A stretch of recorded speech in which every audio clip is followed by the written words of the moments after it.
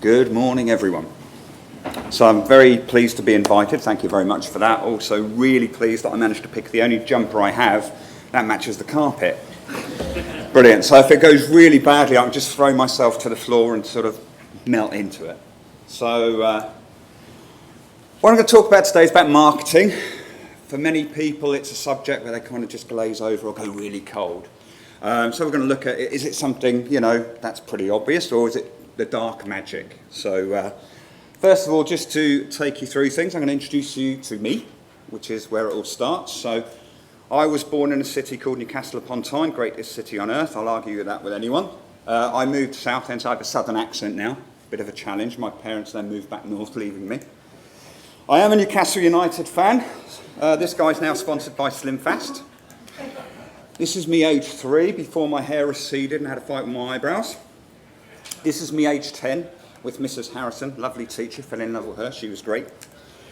And me when I still thought that I could be rock and roll, and look at me now. So, yeah, that's me. So where do I come from? Where does my experience come from? So I've worked across many different industries. I tried to avoid IT from a very early age. And I've unfortunately managed to fall into it, like many people here probably did. But I've worked in logistics. I dealt with accident claims for Parcel Force. That's really exciting. One sticks in my mind. I was driving down a road when I saw a large potato flying towards me. It scared me, so I hit the tree. Brilliant. That's the calibre of those kind of things.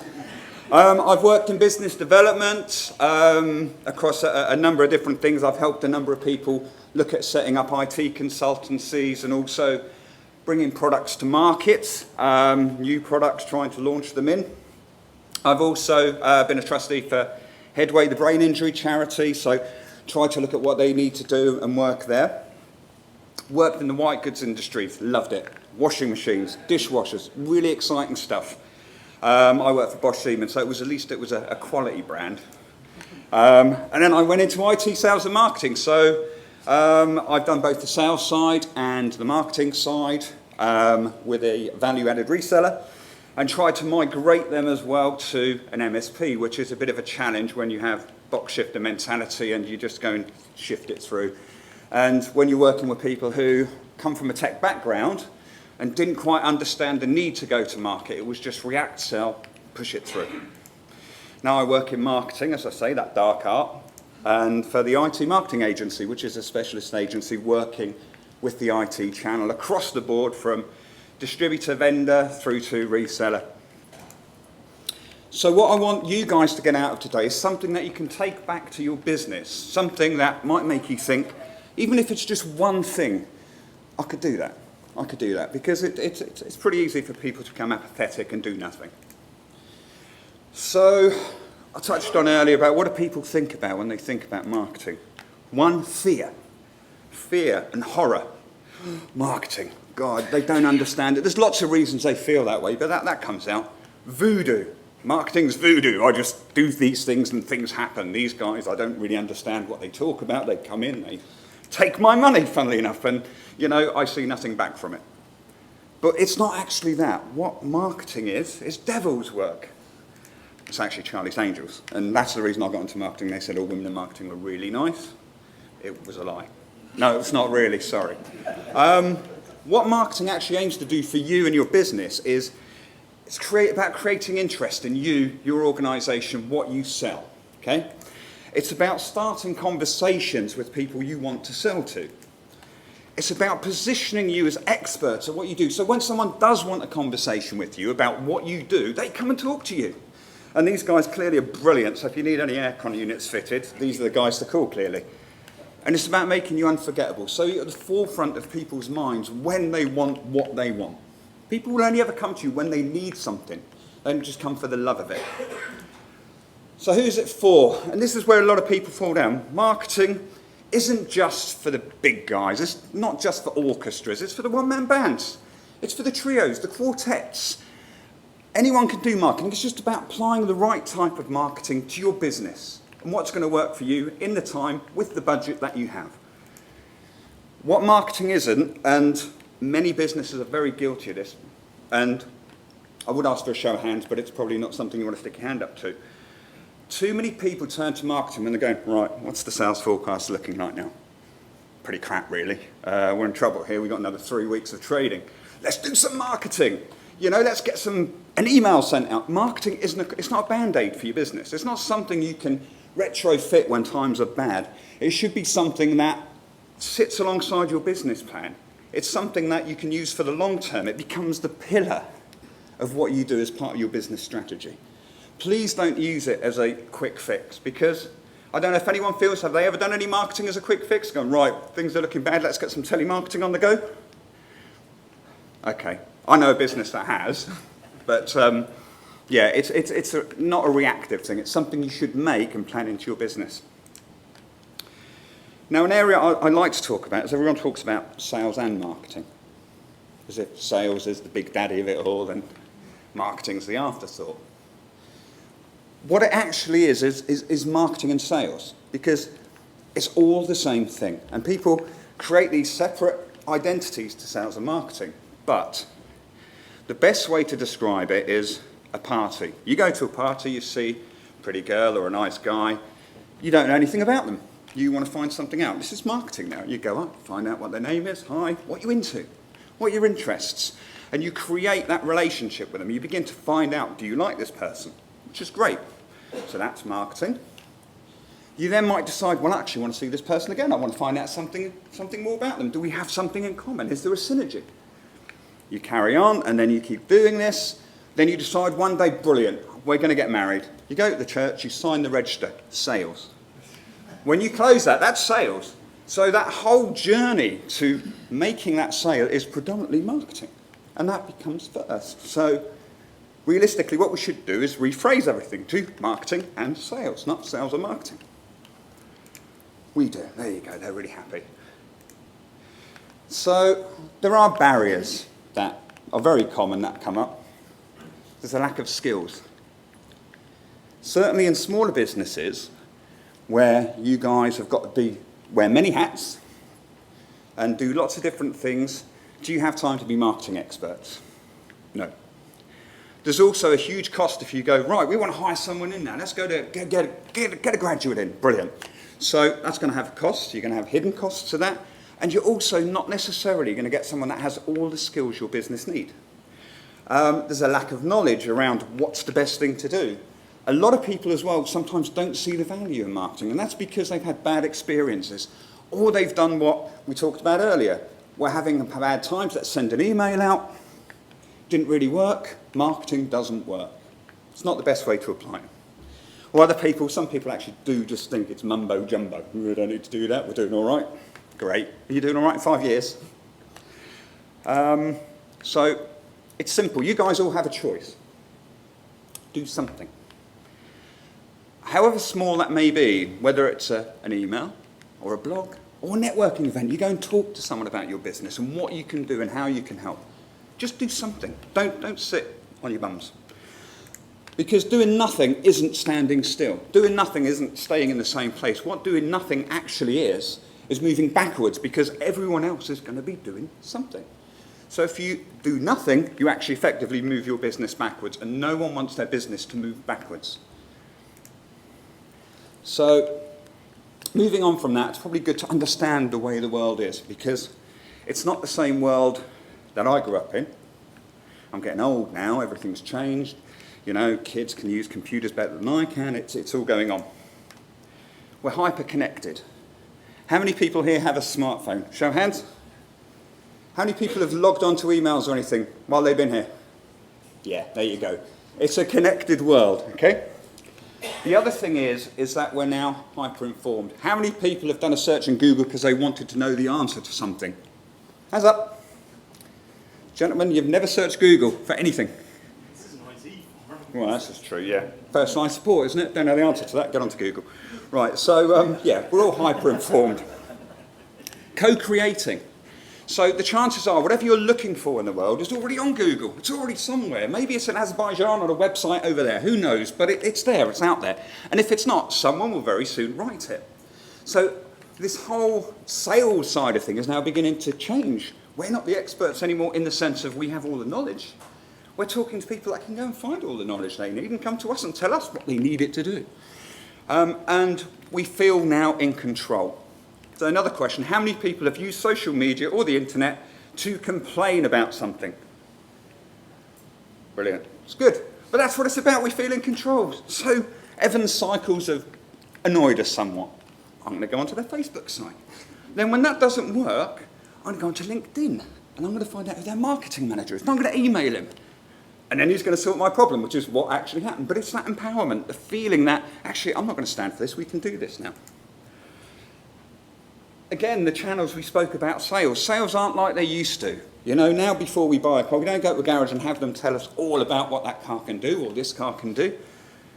I'm on the internet. I'm looking at what car I want. I'm looking at videos. I'm looking at all these different things, which are held in all these different places around the world. I don't open a book anymore and just read. I can dart off all over the place. And that's really the way that technology's changed the way we live our lives.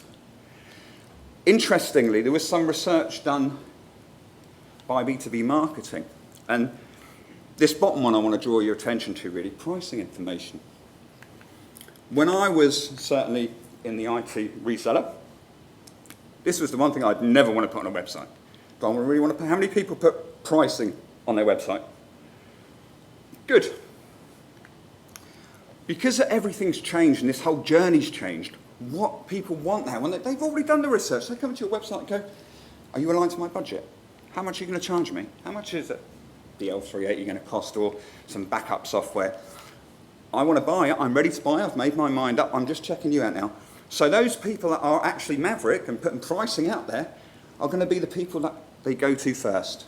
So just something to think about for the future, where you can, even if you put it ambiguously, like prices sit within this range, it could be good. It could appeal to that 71%. Just something to think about. Tips. Now I'm going to take a little sip of water and I'm going to play you a tune. I'm not really going to play you a tune. I've worked for a number of businesses where we couldn't quite define who we were. It's a challenge from a marketing point of view, going, I don't know what we do.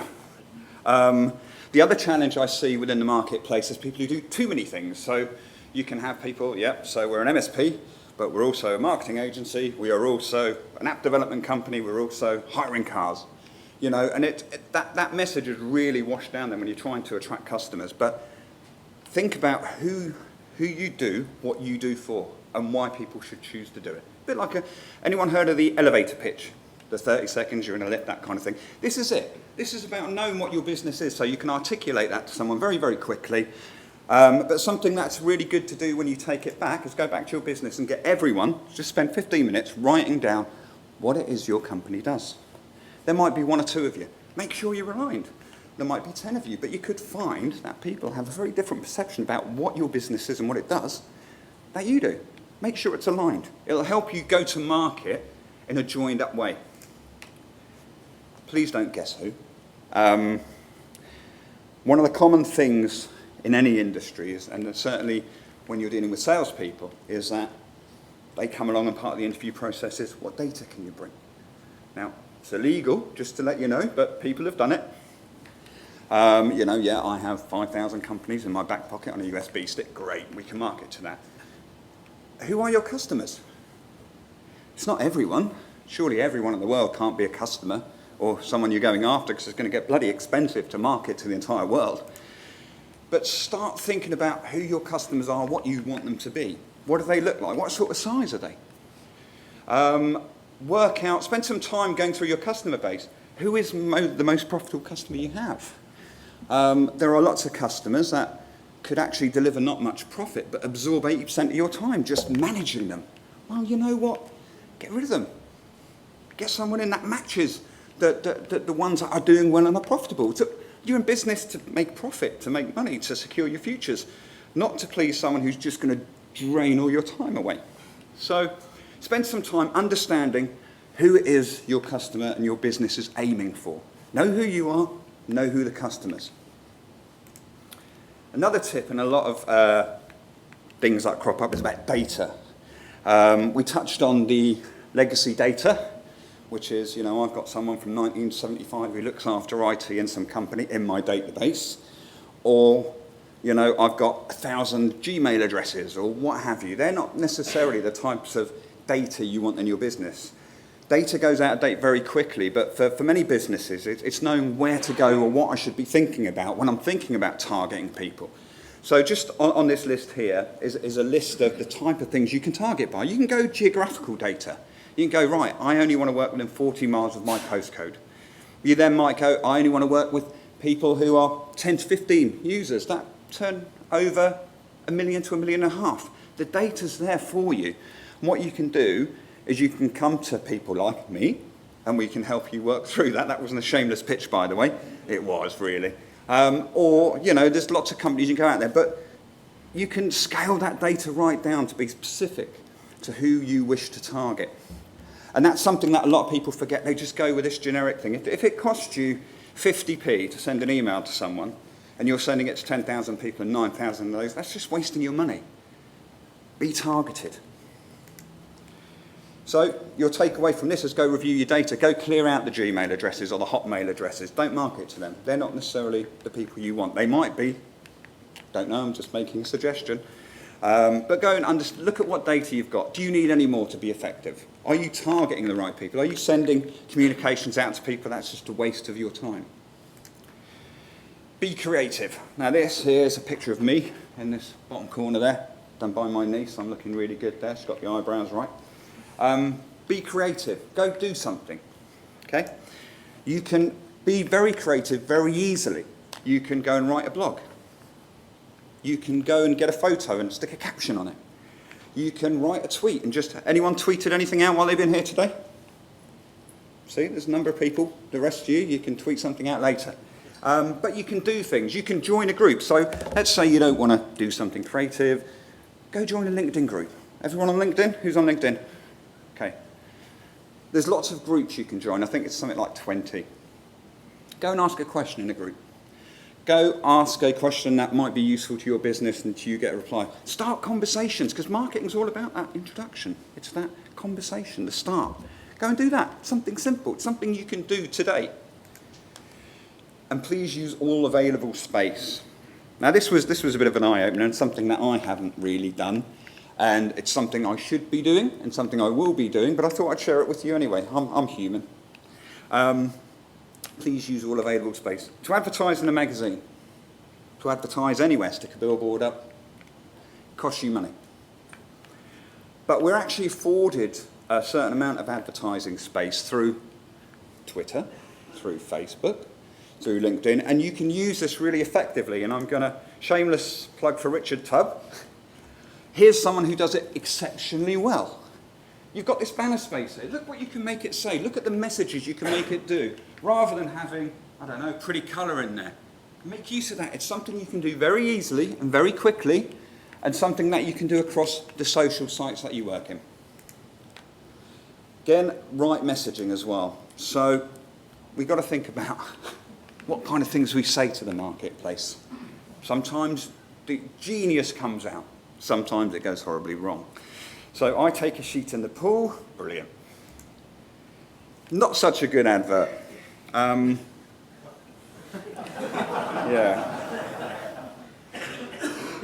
You know, and sometimes things can go wrong that we don't mean to, and clearly that was, let's look at ad placement there.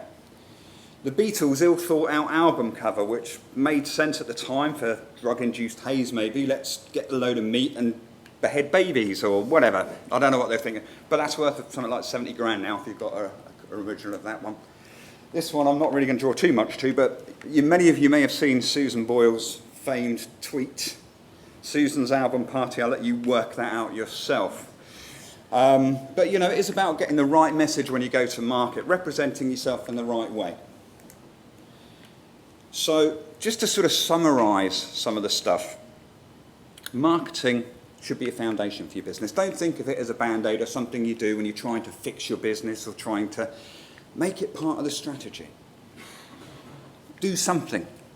You know, yes, you're all very busy, but at the end of the day, you all want your businesses to run into the future. You need to get on board. You need to just do, even if it's little things right now that build up to the big things, or engage someone to help you do it.